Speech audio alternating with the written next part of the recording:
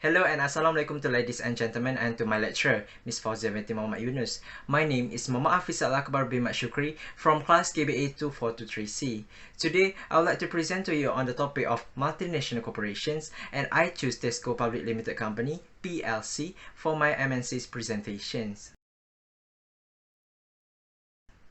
For today's presentation content, first, I will present the introductions of multinational corporations, then background of multinational company that I choose, which is Tesco, and lastly, the Tesco risk and how they manage it. For the Tesco risk and their control, we will go one by one. Okay, let me start with the introductions of multinational corporations MNC. Multinational corporations MNC are companies that own and operate production plants in 2 or more countries. They oversee manufacturing facilities and deliver goods and services across national borders. MNC carry out a large portions of their business in other nations. They transmit ideas, tastes and technology all over the world, and they conduct their operations on a worldwide basis as well. As a result, they can have an impact on the economic climate of other countries. Such businesses have offices or plants in many countries and usually a central headquarters where global management is coordinated. Nearly all MNC are American, Japanese or Western European, such as Procter & Gamble, Apple, SIG, Hitachi, BP and Volkswagen. The consequences of their activities in developing countries are now analyzed in different ways than they were previously. MNC profit from cheaper labor costs and tax rate, as well as grant made by government developing country to attract this company. On the contrary, these developing countries can benefit from the MNC investment. MNC may aid in poverty reductions, economic growth, job creations that employ locals, and raising people living standard by paying higher wages than local businesses. They can also help to stimulate economic growth through transferring technology and information, improving or expanding infrastructure. Now let's move on to the background of multinational company that I choose, which is Tesco. For the background of Tesco, Tesco is a global British grocery and general merchandise company headquartered in Welwyn Garden City, England. It is the world's third largest retailer in terms of gross revenues and the 9th largest retailer in terms of revenues. It operates stores in 7 Asian and European countries and the market leader in grocery in the United Kingdom, Ireland, Hungary and Thailand. The vision of Tesco is to focus more on their customers and the employees of the company. Their intentions also is to be the bigger and the better leading retailer worldwide that understand their customers and to provide a better product and services, as well as being a more creative company with their product and services that how Tesco would like to be. While the mission of Tesco is creating value for customers to earn their lifetime loyalty, grow profitability and to become a largest retailer in the world, which will be a benefit to both customers and shareholders. The core value of Tesco is to create value for our customers and to earn their lifetime loyalty. Next, we go to the historical background of Tesco. In 1919, Jack Cowan, the son of Jewish immigrant from Poland, founded Tesco and he began to sell surplus groceries from a stall at Wells Street Market, Hackney in the East End of London. Then, in 1924, the first Tesco brand is born. The name came about after Jack Cowan bought a shipment of tea from Thomas Edward Stockwell. He made new label using the first 3 letters of the supplier name, TES, and the first 2 letters of his surname, CO, forming the word Tesco. In 1929, the first Tesco store was opened in Burnout at Middlesex. In 1947, Tesco was floated on the London Stock Exchange as Tesco Store Holding Limited. During the 1950s and the 1960s, it is a rapid expansion for Tesco because the company grew organically and also through acquisitions until it owned more than 800 stores. In 1956, the first self-service store opened in St. Albans with a mixed reactions from customers at first. In 1958, the first supermarket opened in Melbourne. The new format store included a counter service selling cheese, butter and meat weighed by sales assistant. In May 1987, Tesco completed its hostile takeover of Hillard chains of 40 supermarkets in the north of England for £220 million. In 1994, the company took over the supermarket chain William Law, successfully fighting off Sainsbury's for control of the Dundee-based firm, which operated 57 stores. This paved the way for Tesco to expand its presence in Scotland, which was weaker than in England. In 1995, Tesco introduced a loyalty card, Club Card. In 1997, Tesco and Esso, part of ExxonMobil, formed a business alliance that included several petrol filling stations on lease from Esso, with Tesco operating the attached store under their express format. In turn, Tesco operates the forecourts and sells their fuel via the Tesco store. In July 2001, Tesco became involved in the internet grocery retailing in the USA when it obtained a 35% stake in Grocery Works. In 2002, Tesco purchased 13 HIT hypermarket in Poland. It also made a major move into the UK convenience stores market when it purchased of T&S stores, owner of 870 convenience stores. In 2003, in Thailand, Tesco Lotus was a joint venture of Chariang Phophan Group and Tesco, but facing criticism over the growth of hypermarket CP Group sold its Tesco Lotus share. In 2009, Clubcard was relaunched in the UK with a £150 million investment, offering customers the chance to double up their vouchers. In 2011, Tesco launched a range of Tesco Venture brands. In May 2014, Tesco has announced their plan on entering the smartphone market. The company intends to follow up the success of its Hold tablet sales with the release of the smartphone they claim will be comparable to the Samsung Galaxy S5. In 2018, Wholesaler Boku Group merged with Tesco. The two companies bring together retail and wholesale expertise to create the UK's leading food business. The merger opened up opportunities for Tesco business. Next, let's go to what kind of business that Tesco offer. Tesco has begun their company as a grocery store but has consequently ventured into the market with a wider variety of retail and made the grocery store upgraded into hypermarket and supermarket. The retail business that they are offering is type of food, non-food and other retailing services. It operates various store formats that offer products such as fresh produce, household items, in-store bakery, apparels and in-store pharmacies. Tesco also has enhanced the store with a wide scope of services, which has included insurance and financial such as Tesco Bank and Tesco Personal Financial, Telecom and Internet, Tesco Telecom and Tesco Mobile. Besides that, Tesco likewise has an influential petrol retailing business, which named the petrol station as Tesco Express Fascia and the building construction service Tesco Homes. Tesco Homes seems to be the latest Tesco venture that looks to build 1,000 new homes around London. Next is Tesco country of operations. As we can see on this map right over here, the bright blue color represents the country that still operate a business by Tesco, which is in the Czech Republic, Hungary, Ireland, Slovakia and the United Kingdom. While the light blue represent the former operations of Tesco, which is in France, Japan, Malaysia, Poland, South Korea, Thailand, Turkey and United States.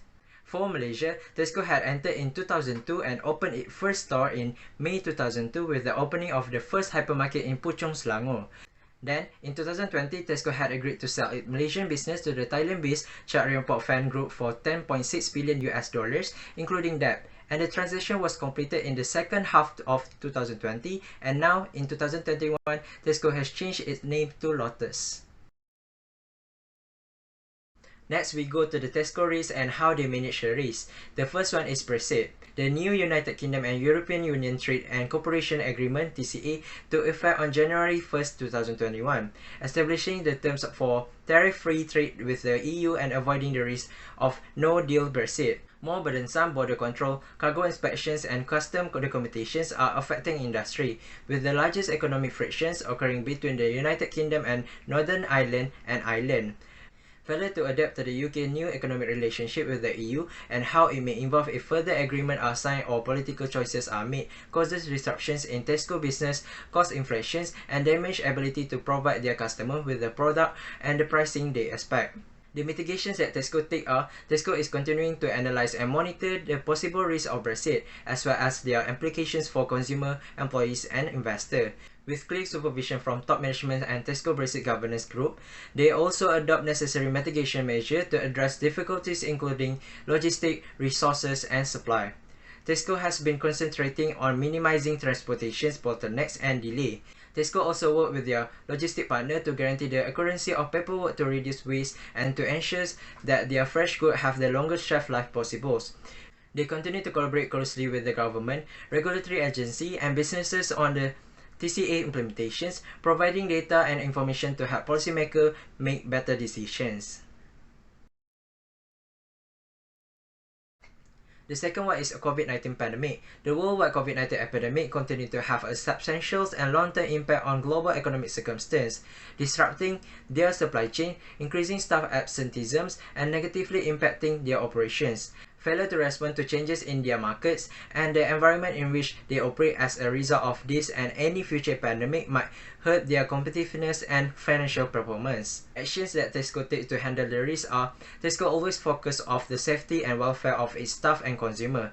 The executive committee is keeping a careful eye on development with frequent board scrutiny, assessing the consequence and devising suitable reaction measures. Tesco employees are continuing to work relentlessly to put in place particular initiatives to minimize the inconvenience that their customers are experiencing during these trying times. This involves hiring more retail shop employees, procuring more supply chain capacity to meet demand fluctuations, making store adjustments, and providing assistance to colleagues and customers who are at risk. Tesco has established strategy to assist individuals to adjust the innovative approaches in their store and distribution center, including for office colleagues working from home. Tesco has aligned control and put in place suitable assurance mechanism. Next is climate change. Climate change has the potential to drastically alter the world in which we live and work, and addressing it by taking steps to reduce its effect to manageable level has become a top concern for government, corporations, and individuals all around the world. Even if it is controlled, climate change will have a substantial impact, and this action will have a significant influence on economies and people's choices. As a result, climate change has progressed from an emerging risk to a primary commercial risk toward Tesco. The mitigation that Tesco takes to handle this climate change are: Tesco has devised a variety of KPI, as well as suitable managerial supervisions and governance structure to track progress. They are continuing to create this set of indicators in collaboration with a third-party organization. The measurements have some amount of external validations, and they are aiming to improve and expand this. Tesco has created its first sustainability-linked bond in an effort to integrate their climate-related goals and with financial practices, and have expanded climate-related financials. Okay, let's go to the next risk, which is supply chain disruptions. During the COVID-19, this pandemic put a lot of strains on Tesco supply chains. Demand surge put a strain on supply, and some suppliers were unable to keep up with demand. Customers die, get injured, or become ill as a result of manufacturers failing to follow product safety regulations. Failure to assure the product are acquired ethically across the Tesco supply chains, and that all environmental and social criteria are followed leads to supply chain disruptions, regulatory violations, and reputational consequences of failing to satisfy society expectations.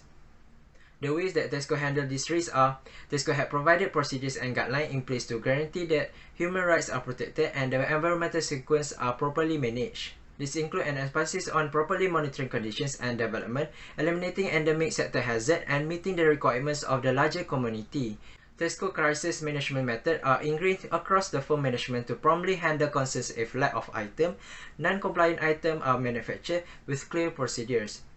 Tesco has supplier audits and product analysis program in place to ensure quality control and integrity, as well as compliance with human rights and environmental standards.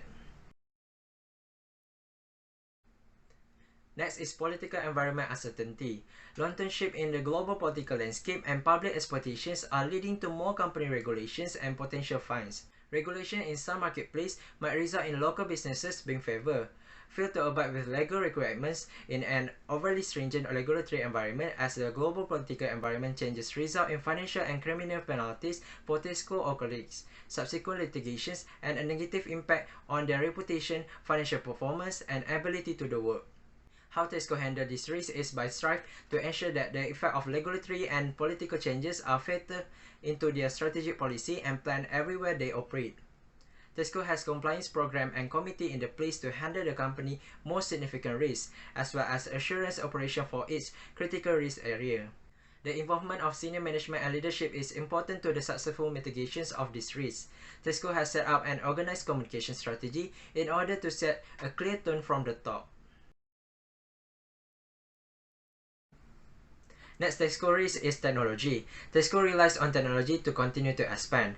The technology, on the other hand, has the potential to fail and disrupt Tesco operations. Tesco IT infrastructure or major IT system failing to lead to data loss, inability to function efficiently, financial or regulatory fines, and bad reputational consequences. Furthermore, failing to develop resilience while investing in and adopting new technology can lead to the loss of operational capabilities. The mitigation that Tesco take to control these risks are Tesco investment in the data center have increased the reliability and supervision of critical systems. Their technology security program continues to improve its data security capabilities, bolstering the infrastructure and general control over information system. Besides that, Tesco governance processes have been merged to guarantee that their technology backup and disaster recovery efforts are in sync. Okay, the last one is branding and reputations. The actions that Tesco took to feed the nations while keeping customers and colleagues safe, prioritizing consumer and offering assistance for local communities around the country have received broad attentions. However, Tesco is conscious that hard-won reputations may be easily lost, so Tesco strives to create and retain trust. Failure to generate chances for branding reappraisal to enhance quality, values and service perceptions as well as satisfy society expectations in terms of climate and sustainability has a detrimental influence on the confidence of Tesco communities and stakeholders. The mitigation that Tesco take to maintain reputations are Tesco Group policies, processes, and code of business conduct define the specific perceptions and behavior that enable them to make the best choices possible for their consumer, employees, suppliers, localities, and stakeholders. As part of their engagement and program, they listen to their consumers and stakeholders. Tesco's strategy, which encompass health, community, sourcing, climate, and sustainability program, reflect the demand of its customer. To maintain compatibility with the consumer goals and Tesco brand strategy, the Board Corporate Responsibility Committee monitors all corporate responsibility operations and initiatives, including environmental and sustainability programs. Tesco continues to increase the value and effect of its brands with the help of skilled external organizations and in-house marketing skills. In conclusion, multinational corporations (MNC) play a vital role in developing countries. MNCs such as Tesco and others can expand job chances for a broad workforce in order to train them and foster the development of high-level talents. MNC also aid in the expansion of GDP and wealth creation as well as the reduction of poverty in emerging nations. On the other hand, today MNC are desperately trying to find new strategies to assure their own survival. They can no longer exist just on the basis of their own interests and those on their region. They must also be decent citizens in developing countries in which they dwell.